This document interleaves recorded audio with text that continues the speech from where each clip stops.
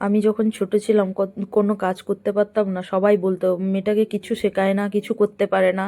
অনেক জায়গায় ছোটও হয়েছি, তাই আমার মেয়েকে বলেছি কোনো জায়গায় ছোট হবি না, যেটুকু পারবে তুমি তোমার মতো করে গুছিয়ে নেবে, যেটুকু পারে। ও তাই ছুটির দিন থাকলে নিজে জামা কাপড় গুছিয়ে রাখা, খুব সুন্দর করে গুছিয়ে রাখে। আমি যখন রান্না করতে বসি, সবজি এগিয়ে দেওয়া, জল এগিয়ে দেওয়া, বটি এগিয়ে দেওয়া, বাড়িতে কোনো নোংরা প্যাকেট ট্যাকেট পড়লে একটা জায়গায় গুছিয়ে রাখা, জল তুলে দেওয়া, বিছানাপাতি রেডি করে দেওয়া, কিভাবে গুছিয়ে রাখতে হবে ও করে ফেলে। ওকে বলতে লাগে না, ওর মন ভালো থাকলে ও সব করে ফেলে।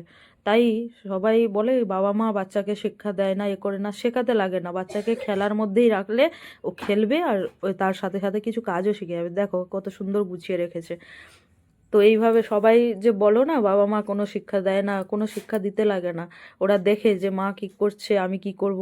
যদি ভিডিওটা ভালো লাগে প্লিজ শেয়ার করো, লাইক করো আর কমেন্ট করো। ভবিষ্যতে কেউ কথা শোনাতে আসবে না, তাই না? বলো।